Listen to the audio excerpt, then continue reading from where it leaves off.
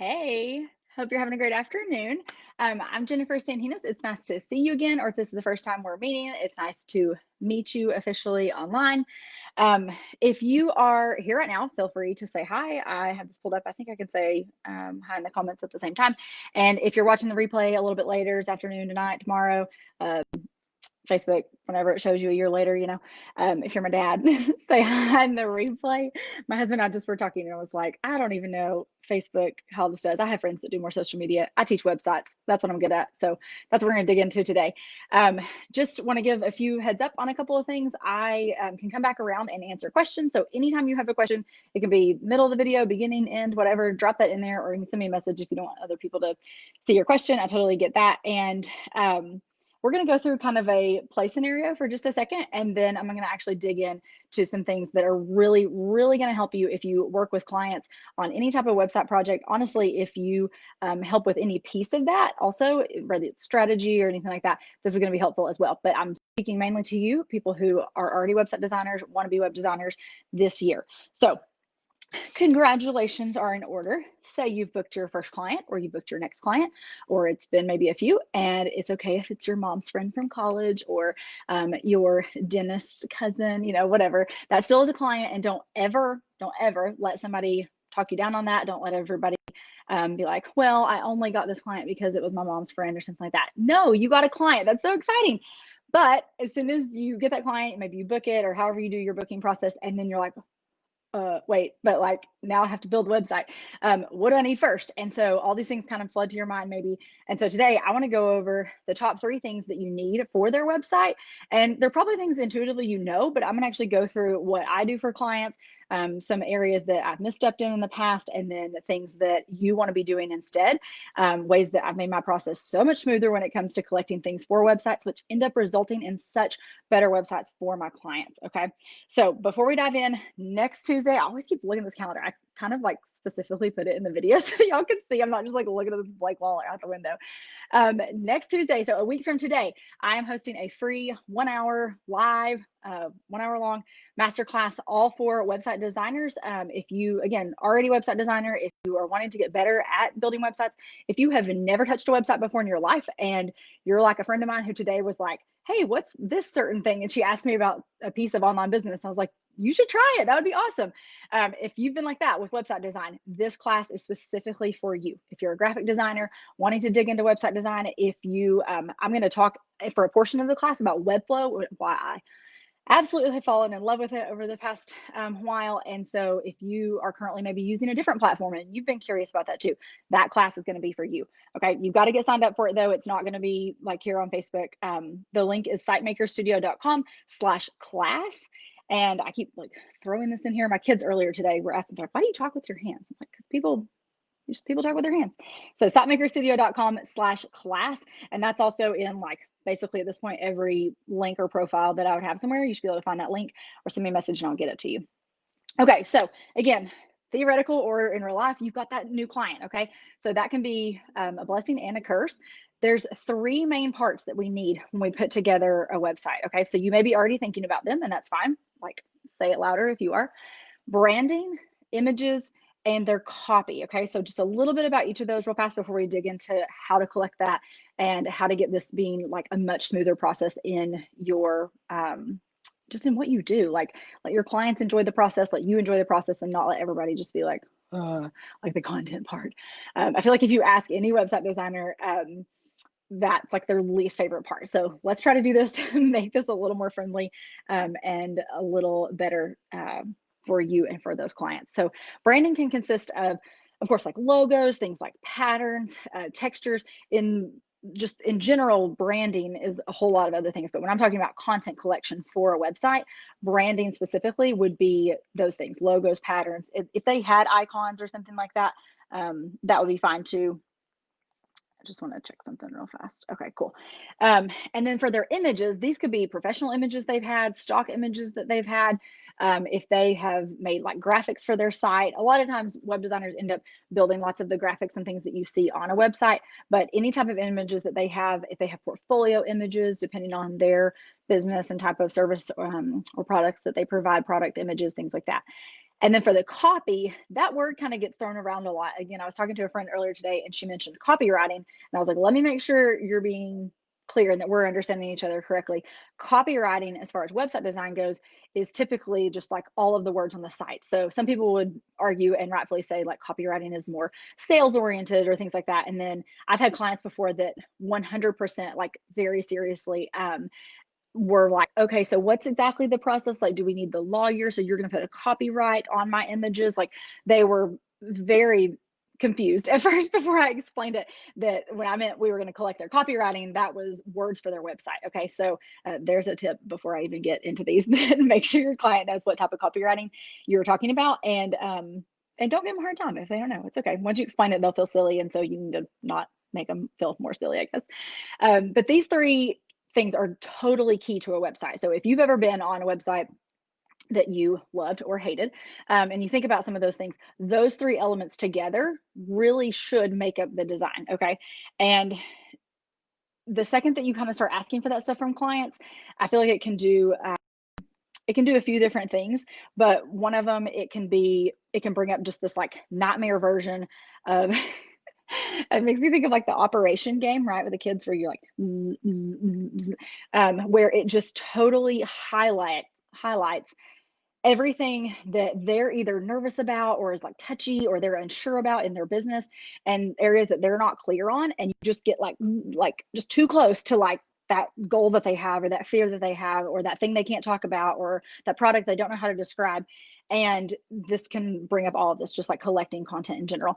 And then the second thing it can do a lot of times is it can point out processes that you have that are not as streamlined, not as automated. Okay. So a lot of, when I think back over the years of doing websites for clients, a lot of the issues we've ran into with collecting their content, it highlighted areas that I needed to improve in as far as communication, things like that for them. And then as I've streamlined it and now I consider it a really well-oiled machine, it definitely highlights my process in a good way. Okay. So again, if you want to know just a ton more stuff like this, so I'm about to deep dive into these three things: branding, images, and copy. But at the class next week, sitemakerstudio.com/class, there'll be a 1-hour masterclass, and I'm just beyond pumped about it. I've been working on it for months and been trying to share little bits and pieces behind the scenes on like Instagram stories and stuff of the slides and everything. They're just so good. There's tons of slides, but I promise I'm keep it to an hour. I can talk fast, right? And I just can't say enough about it. I'm just really proud of myself and I'm really excited about it. And I know that it's going to help so many of you. So free to sign up, won't hurt you. Put your name in, email address. That's at sitemakerstudio.com/class. So up first, their branding. What do clients even need to have for their branding, right? I put branding in quotes because honestly, when I think of branding at first, outside of relation to websites, I think of things like um, my husband actually got me these candles from the W resorts and hotels for Christmas because we've been to a few of their properties around the world, and I always love the smell of them. And nobody can go anywhere this year, and we're cheap, so instead of going back to all those places, he got me candles, and that to me is that's branding. Like I smell that candle, and I'm instantly like, oh, we're back on vacation. That's not exactly the type of branding I'm talking about for website content collection, but all that still does play into effect. So I want you to, again, make sure you're clear with them. That may be their picture of branding, and they may think I've worked really hard to implement branding in the way we greet people in our store or whatever it is. So when you're asking for branding, you need to spell it out for them. You need to have an example of what it is you're asking for from them. So I give my clients basically an example mood board. And I'm like, this is the absolute minimum. Okay. So it has like a logo, a couple of submarks, and colors and some fonts and things like that. And then I let them know some of these things we might need to adjust for a website. So sometimes colors that they have would like not show up good on web. Just like this first contrast and kind of make the screen feel a little funny. And then other things that they may have, like fonts they may use, maybe we're not allowed to use them for web, or they don't have the web version, don't own the licensing for it, whatever, or it just might not be a good font for web. And so sometimes we'll modify those things, but they need to know what they have. Like you can't just say, I need your branding. And not all clients will have this stuff. So definitely if you're newer, a lot of times I'm speaking to people who are a little newer doing website design. And not to say that all new website designers work with new like business owners, but a lot of times they do. I know earlier on I ended up I feel like we just attracted each other, right? Like I was a little newer, but farther ahead than them. And so they were a little newer, and they did not have professional branding done at all. And so you may be very blessed to have clients that always come to you with that. That's a requirement now for my clients. I don't do the branding. I can have people, send them off to the great directions, but that's not something I do for them anymore. But I need you to hear me on this. This does not mean that you need to do the branding for them. So if you've seen, I have a blog post about this. If you want it, you can drop a note in the comments and I'll send it to you or whatever. But I actually have an opposite opinion on this. I think a lot of times people think like, oh, clients expect the branding part to be in with the website design, and so I need to include that. And they'll like honestly drudge through it if they don't like it or if it's not their favorite thing. Sometimes the opposite happens where they end up finding out they love it and they would like rather do that than websites. But for the most part, I feel like people just like think they should include them. And I'm here to tell you, and I have multiple friends, one even earlier this year, completely took it out of her packages. And her clients didn't like bat an eyelash. I took it out of mine at least a year, I don't know, at least a year ago or more, and kept my prices the same and everything. And it just like didn't do it anymore, and just told people they had to come with it, and they did. And so that's been really nice. So that's contrary to a lot of opinion, but just because you're a website designer does not mean that you have to do branding. Rant over on that. Second thing for branding, you need to be uber specific with them. So if you are needing a Illustrator file, a .ai file, right? If you need a PNG, I don't exactly know why for like branding pieces, logos, stuff, you probably wouldn't need JPEGs. But if for some reason you need some of that for like their patterns or things, if you need icons at a certain size, or if you want them in whatever size and you're going to shrink them down, you need to let them know that. Okay. Sometimes logos might be in like an SVG file, things like that. You need to be very, very specific with them of what you're needing. And there's just, if you look up any kind of like memes or design humor type of stuff, there's all kinds of things where, clients would like you said you needed an AI file, so they'll like put it in PowerPoint and give it to you or whatever. I've had all kinds of crazy stuff get submitted to me. Hence why I'm way more clear with them now. And then let them know again what constitutes branding. So if that to you is patterns, icons, things like that, if you're going to help create some of that, then let them know that in your contract or in your terms that, hey, we're going to create these pieces. All I need from you is your logo. Or I'm going to do the web font. I need colors and logos from you, and I need 3 types of logos or whatever it is. If you are going to do any kind of tweaking or adjusting or anything to their branding, put that in your scope, put that in your contract, make sure that's addressed so that that doesn't go overboard.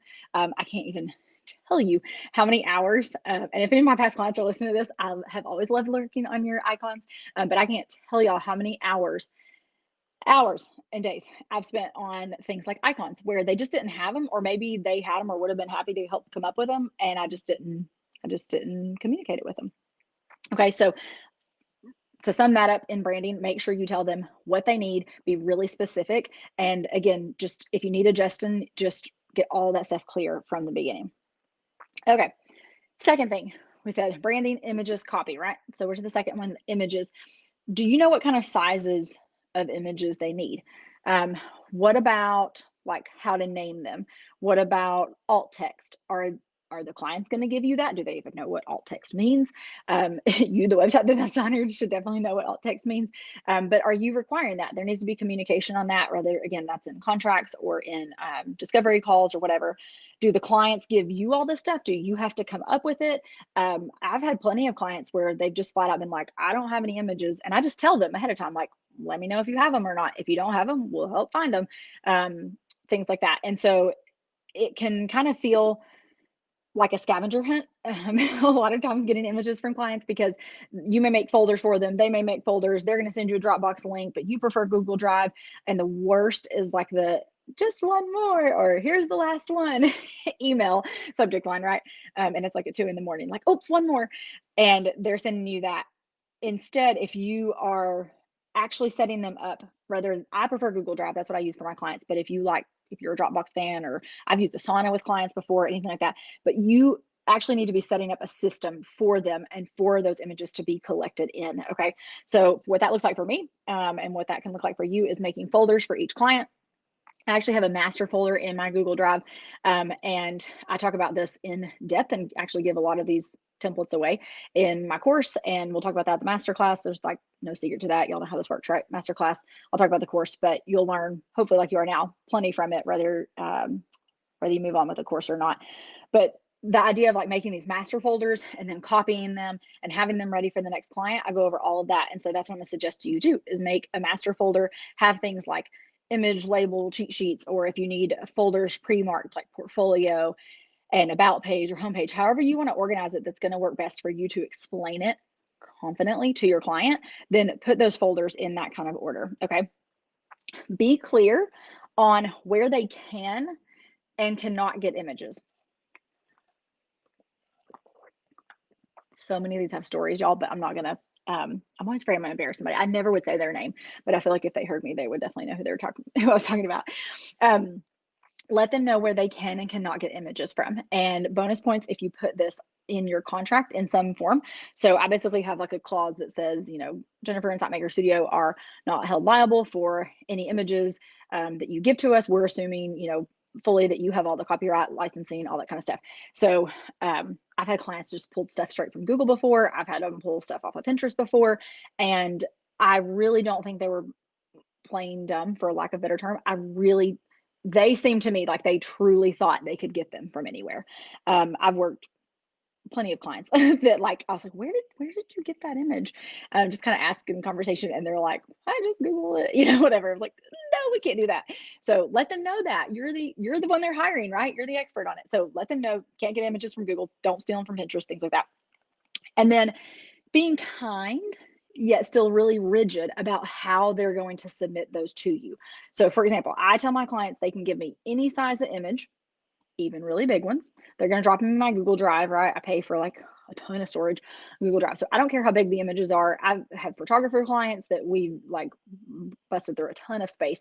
I'm just like, give me all the images. I do kind of give them guidelines on, like 30 to 50 images somewhere in there, unless they have, I work with a lot of interior designers and they have pretty hefty portfolios. And so we'll categorize those down into folders. But I tell them, give them to me big, that's fine. Because a lot of times, here's what happens.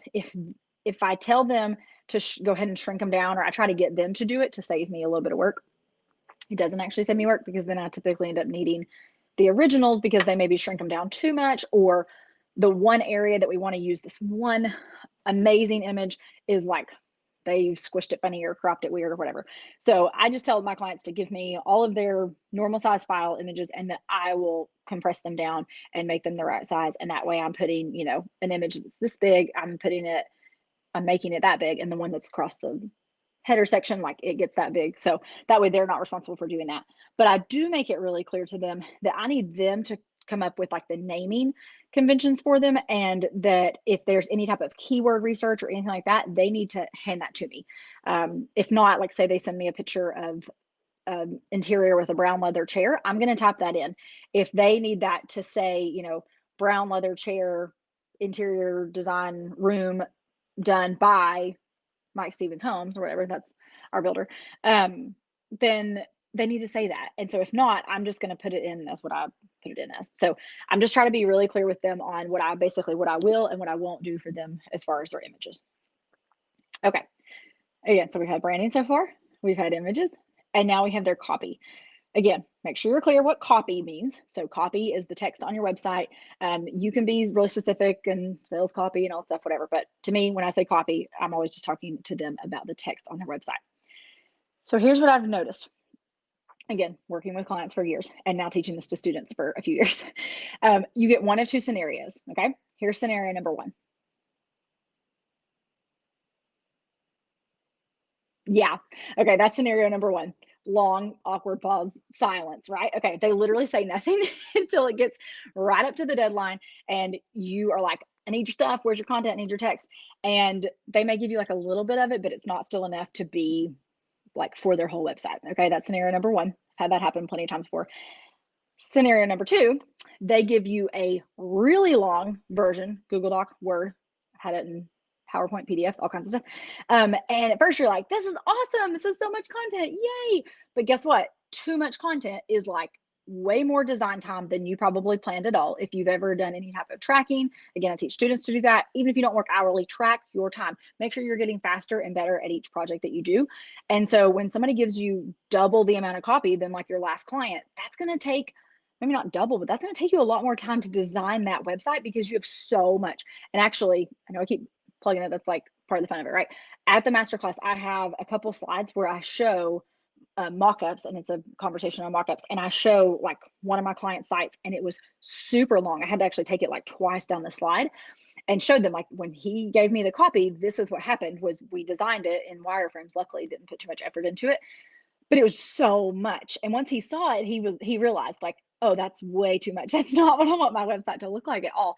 And so we were able to refine it, whatever. But had I had better parameters in place for how much copy he could have given, that would have been a better scenario. And that's what I do now. So I give guides and limitations for my clients.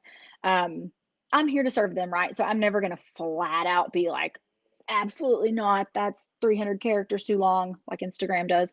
And so we're going to work through that. But just know that kind of those scenarios, you've either got clients that like don't know what to do or how to do it, or they've got a ton to say.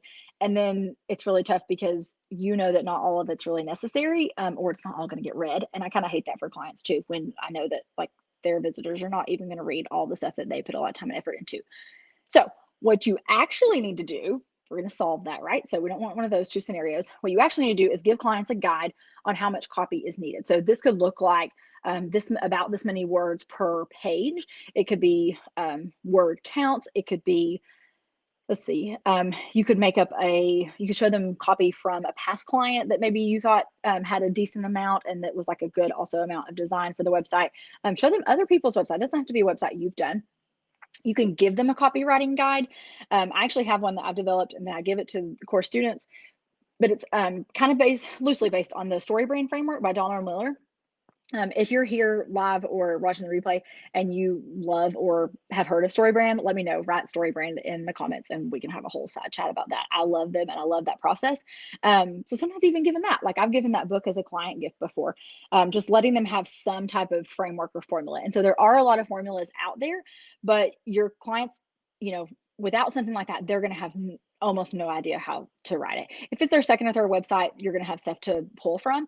But a lot of times, especially if they're new, they may be newer to business, a little unsure of what they even offer, and then you're trying to ask them to talk about it. Okay. I've been doing this for years, and sometimes it's still hard to talk about a product or a course or an offering or just it's not hard to explain what I do, but I feel like there's pieces of it that are hard to explain. So asking a client to do that can sometimes be a little tricky. And then again, if you leave it completely up to them, I've had clients straight up copy things from other people's sites. I've had that happen to my clients after the fact, after we worked on their website also. And nobody wants that. You absolutely don't want that to come back on you. So have things in your contract that protect you from that. Have copywriters that you partner with. So again, it's kind of like what I mentioned about the branding. Don't ever feel like just because clients come to you and they need it, that you need to be like the one that offers all of it. Find some people. There's tons of people who'd probably be in, a similar price range as to what you do. They could help your clients with it. I basically have like multi-leveled options for clients, and I'll say like, here are some guides I found. They're in the hundreds of dollar range. Here are some day rate packages from people. They're in the low thousands, and then here are like very professional copywriters. They're maybe in the 2, 3, 4 up range, whatever. And then I'll let my clients work with those people if they want to, if they don't want to do it themselves. Okay, so that's just encouragement there one more time, that just because your clients come to you needing something, a logo, whatever it is, if you aren't comfortable doing it or it's not your favorite thing, find somebody else that can help them with it. And then they love you even more for showing them somebody else who can do it better than you. I feel like that's like that confidence. They love that. Clients love that. So to wrap back up, 3 most important things for a website you need, and this is just to get started in one, right? Clearly, we're going to do the design, we're going to do the mock-ups, things like that. If you are struggling at all to get clients copy and their content and their images, kind of feel like the branding and the images are a little easier to get, and it's easier for you to kind of pull pieces in for that, but that copy especially is difficulty. If you are getting hung up on that at all, the best and most efficient way to do that is going to be just by automating some of your services and automating lots of pieces of your process that you can repeat for each client. Okay, that's going to take some effort up front. It's definitely taken me effort. In some cases, I've taken courses or had coaching and things like that along the way to really, really solidify those processes. And then now it's made it so much easier. I mean, we're homeschooling this year, um, and as I'm sure many of you are, and that's brought along its own set of challenges, things like that. And so if I didn't have like a really streamlined and nailed down process, we'd just be like, just gasping for water. Still some days feel like we're like searching for air, right? Um, so if you have that extra time or you have the flexibility in your schedule to really work through some of those processes, I would say that it's not really an if, it's like a when, like you really need to do it. And so the last thing I'll remind you of today is we're going to talk through even more of that process. So way more than just the images, the copy, and the branding at the masterclass, sitemakerstudio.com/class. I'm really excited about it. You'll continue to hear me talk about it all week. And then there is going to be a replay, but try to show live. I'm going to be there. It's going to be at noon on that day. These specific lives, I'm a little more just like hit and miss, like where, whatever time works out for the day. This was like when my husband was off a meeting, so I hopped on one. But that is at 12 o'clock that day. Okay. So 12 o'clock, Tuesday, January 19th. I'll see you there, and I hope you have a great rest of your day.